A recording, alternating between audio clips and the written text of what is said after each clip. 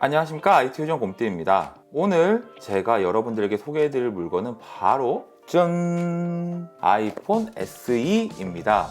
요즘 생태계 교란종으로 많은 분들께서 관심을 가지고 계신데요. 최근에 영상으로도 소개해드렸다시피 제가 얼마 전에 아이패드 프로 4세대 제품도 구매를 하였고, 메인으로 사용 중인 랩탑도 맥북 프로인데, 스마트폰은 안드로이드 계열을 주력으로 사용하다 보니 생태계 구성에 있어서 뭔가 아쉬운 부분이 있어서 이번에 이렇게 구매를 하게 되었는데요. 쿠팡에서 예약 구매 후 지난 6일 수령 후 오늘까지 이렇게 사용 중입니다. 오늘 이 시간에는 제가 약 2주간 아이폰 SE를 사용하며 느꼈던 장단점을 여러분들께 말씀드릴 예정이니 끝까지 재미있게 시청해 주시길 부탁드리겠습니다. 그럼 본격적인 영상 시작에 앞서 스펙과 함께 패키지를 확인해 보도록 하겠습니다.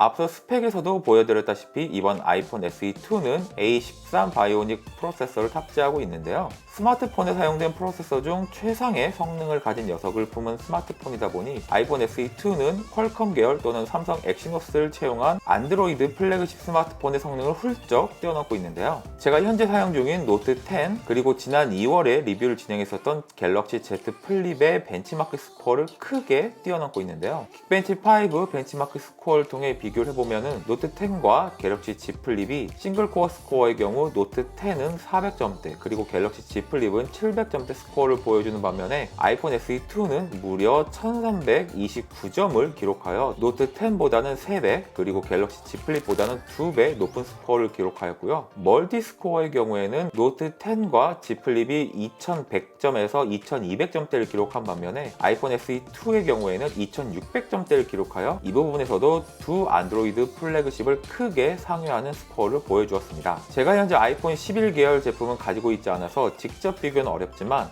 다른 유튜버 분들의 영상을 보았을 때 싱글 코어 스코어는 거의 대동소이하고 멀티코어 스코어에서만 400에서 500점 정도 낮은 스코어를 보여주고 있어서 아이폰 11 계열과 비슷한 수준의 성능을 가진 스마트폰을 사용할 수 있다는 점이 아이폰 SE의 가장 큰 장점이라고 말씀드릴 수 있을 것 같습니다. 제가 아이폰을 구매해야겠다는 결심을 한 후 이런저런 고민 끝에 아이폰 SE2로 결정한 이유 중 첫 번째 이유가 바로 가성비에 있었다면, 두 번째 이유는 바로 사이즈입니다. 최근까지 사용한 갤럭시 노트 10 이전에 사용했던 갤럭시 S10e의 리뷰에서도 말씀드렸다시피 저는 늘 작은 스마트폰에 대한 로망이 있는데, 아이폰 SE2는 그런 저의 로망을 최대한으로 채워주는 그런 모델이었습니다. 특히 한 손 조작 시 그 장점이 빛을 발하게 되는데, 한 손으로 클릭을 할 수 없는 영역이 1도 없습니다. 그래서 양손 이용이 불가한 그런 상황에서도 불편함 없이 모든 기능을 원활하게 이용할 수 있습니다. 물론 그만큼 대부분의 최신 스마트폰에 비해 화면이 작다는 부분이 단점으로 작용할 수 있는데, 이 부분이 우려되시는 분들은 꼭 매장에 가셔서 한번 확인해 보신 후 구매를 하시기 바랍니다. 아울러 최신 스마트폰과 화면 비율이 다르다 보니 웹서핑이나 게임 시 보여지는 정보가 적고, 최신 앱들이 아이폰 SE2에 비해 와이드한 최신 스마트폰 화면 비율에 맞춰져서 개발이 되다 보니까 아이폰 SE2에서 화면 최적화가 다소 아쉽다는 부분도 단점이라고 할 수 있겠습니다.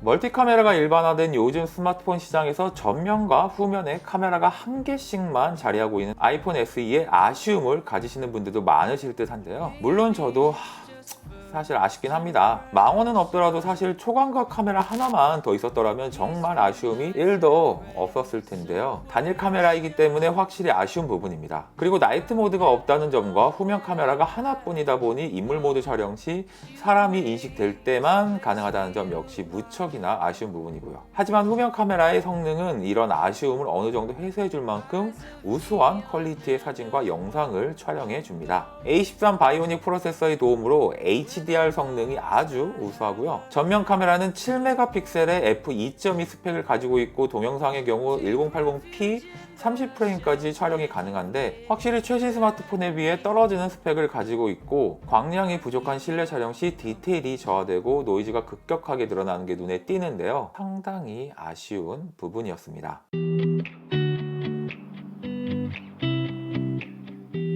제게 있어서 아이폰 SE2를 구매하면서 가장 우려되었던 부분이 바로 배터리였고, 그건 아마도 아이폰 SE2 구매를 염두하고 계신 대부분의 사람들 역시 구매를 망설이게 되는 가장 큰 이유일 거라 생각이 되는데, 결론부터 말씀드리자면 그렇게 우려할 만한 수준은 아니라는 것입니다. 일단 화면 켜짐 시간 기준으로 평균적으로 6시간 정도 사용이 가능했는데, 이는 개개인의 사용 패턴에 따라 충분히 달라질 수 있는 부분이긴 하지만 물리적인 용량 자체가 너무나도 작은 수준임을 감안했을 때 예상을 뛰어넘는 수준이어서 개인적으로는 만족하고 사용하고 있습니다. 하지만 많은 테크 유튜버 분들께서 지적하셨다시피 영상 촬영 시라던가 고사양 게임 구동과 같이 화면 켜짐과 함께 A13 바이오닉 AP 사용도가 높아지는 상황에서는 확실히 물리적 한계를 극복하지 못하고 빠르게 녹아내리는 모습을 보여주고 있으므로 본인의 사용 패턴을 전반적으로 따져보신 후 구매를 결정하시기 바랍니다.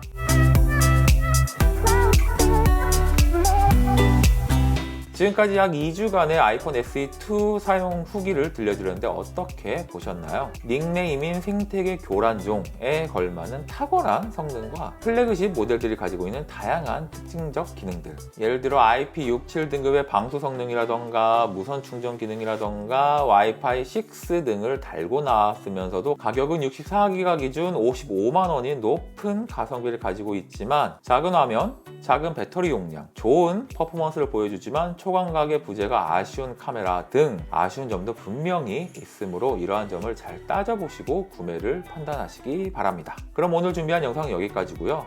여러분들께서 아이폰 SE2에 대해서 궁금한 점이라던가 영상으로 소개해 주었으면 하는 부분들을 댓글로 남겨주시면 참고하여 후속 영상 제작을 고민해 보도록 할 예정이므로 많은 댓글 달아주시길 부탁드리겠습니다. 그리고 다음번에도 여러분들께서 관심 가질 만한 물건을 들고 다시 찾아오겠습니다. 지금까지 IT요정 곰팀이었고요. 여러분 다음 시간에 다시 만나요. 안녕.